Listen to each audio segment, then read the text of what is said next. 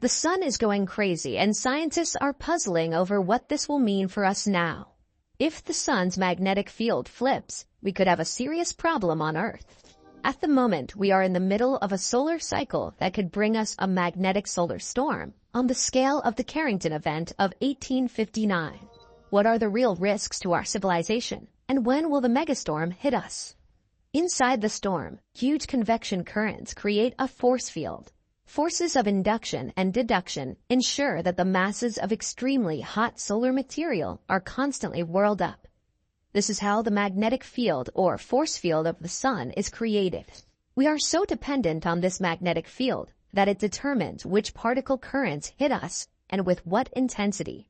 We know these currents as solar winds, and they shape our Earth's climate. Plasma currents from the sun are a blessing for us because they make our Earth warm, enable vegetation and life, and the sun's light illuminates our world. However, solar currents can also be our downfall. In the 19th century, a huge solar storm paralyzed the then still very young power supply for days on end. That was the last known major event of its kind. A lot has changed since then.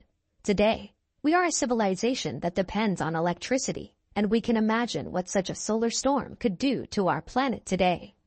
Imagine how your fridges would stop working in the morning, the coffee machine would stop working, and the sky would be a sea of colorful lights. All communication media would be down, and no one would be sure what had really happened. We can imagine that some people on Earth are quite worried about this threat. So it's no wonder that researchers are monitoring the sun around the clock. And things have emerged here in recent days and weeks that don't seem quite normal.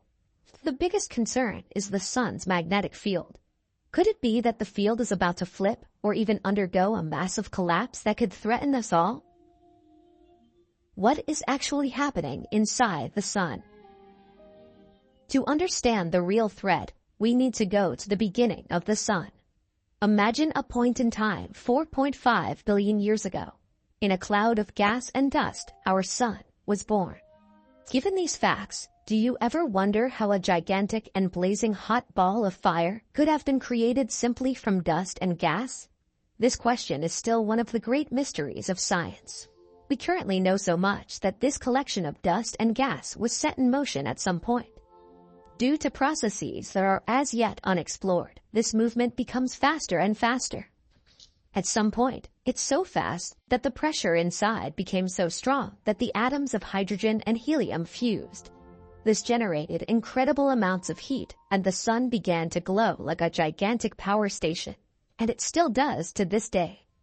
The basic principles of fusion processes at the atomic level are the same processes of induction and deduction that we still find today on the surface of the sun and in its interior. The bubbling in the deep layers of the sun creates convection and plasma currents that are pushed upwards. The solar magnetic field is created by the electrical and magnetic processes in the interior. The sun consists not only of gases such as helium and hydrogen, but also of numerous other elements and metals that enter into complex interactions. All in all, the fireball, which can be seen day in and day out in the sky as a yellow disk, is a highly complex marvel of chemical and physical processes that are so perfectly coordinated that we can only marvel at them. For once, the perfection of the universe can leave us in awe. But how does it fit into the picture that our life-giving fireball can also become such a threat to us? The greatest danger comes from sudden and unpredictable events on the surface of the sun. The magnetic field is very dynamic and changes from time to time. Due to the immense turbulence and dynamics, the solar magnetic field is different from that of the Earth. The magnetic currents are constantly changing, and we humans observe these changes meticulously because they have to do with the sun's plasma ejections, which can bombard our Earth with streams of particles. Normally, even the most violent solar storms would hardly harm our Earth. It knows how to protect itself, and the particle bombardments do not harm the planet itself, animals, or our bodies. Only our electricity systems, satellites, and communication systems are susceptible to disruption. As we are totally dependent on these systems in the 21st century, and in some cases even our lives depend on them, we are at risk. Airplanes in the air could lose their bearings, and have to land in dark airport facilities at night if the power and navigation systems suddenly fail. Hospitals would be in distress. ATMs and cold chains in supermarkets could fail, and ultimately, the biggest risk is mass panic that could break out among people if the sky is on fire and the familiar environment no longer functions. Does it really help if we understand solar cycles? Did you know that we are currently in a solar cycle that could bring us an event similar to the solar storm of 1859? The Carrington Event went down in world history. Telegraph stations failed all over the USA and the world. This technology was the ultimate at the time and comparable to today's telephones and smartphones. For the first time, people around the globe were able to communicate and coordinate. Of course, these communication networks were still slow compared to today's standards, so it took quite a long time before it became known what had really happened back then. A huge solar eruption had hurled plasma towards Earth, and this plasma was caught by our Earth's magnetic field. The Earth's magnetic field normally protects us from excessive radiation from the sun by collecting particles, binding them, and allowing their charge to run dead. If the particle density is as high as in 1859, the protection does not work properly, and more particles penetrate into the deep areas of the Earth's atmosphere. This happens more frequently at the poles, and we all know and love the effect in the form of the magnificent auroras and polar lights. In 1859, this is exactly what happened. The magnetic field was not sufficient to protect us and allowed large amounts of charged particles into the deep layers of the Earth's atmosphere. People all over the globe saw the auroras in regions where they do not normally appear. Sparks flew from the sparse electrical systems of the time and caused fires. Other electrical systems functioned solely through the electricity in the air and telegraphed nonsense around the world as if by magic. At times, people thought it was God's revenge or the Last Judgment. Only the researcher Richard Carrington had recognized what had really happened. Carrington had studied the surface of the sun and observed a striking change, which he later became the first scientist on the globe to correctly interpret as a solar flare. A few days passed before the news made the rounds. Then relief set in, and after 2 weeks, the whole spook was over. Today, a similar event would knock out all our communications and probably the power grids regionally. From Carrington's insight, the science of studying solar activity and solar cycles developed.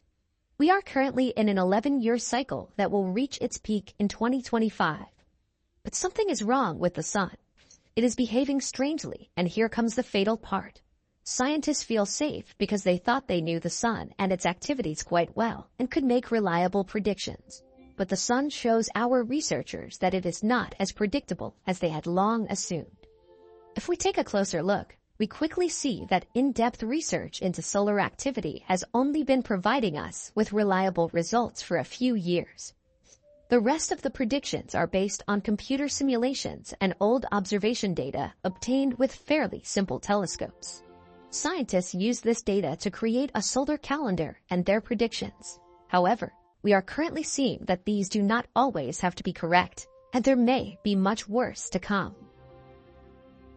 Worrying change in the sun's magnetic field. In the spring of 2024, an unusual spot appeared on the sun that brought us such violent solar storms in the first half of the year that researchers are baffled. The auroras generated by the storms were visible in the USA, southern Europe, and even in Hawaii and Australia. Although the power outages were only regional, even Elon Musk was shaking for his brand new Starlink satellites at times. If this was just the beginning, what will the peak of this solar period bring us? Or was this already the peak and our scientists were wrong again when they predicted the most violent storms for the year 2025? In recent years, the sun has been so unpredictable that we have to expect big surprises. In practice, we have to realize that a storm that paralyzes everything can theoretically hit us at any time. If we remain realistic, we have to face the unpleasant truth that the sun has often shown activity that does not fit into previously known cycles. In 2003, the flare that led to the violent Halloween storms was detected just a few minutes before it arrived. Particle streams from the sun sometimes only take 20 minutes to reach us. Larger ejections and clouds can sometimes travel for 2 days before they hit our magnetic field. If the sun now shows a devastating jump in its magnetic force, it could become even more unpredictable.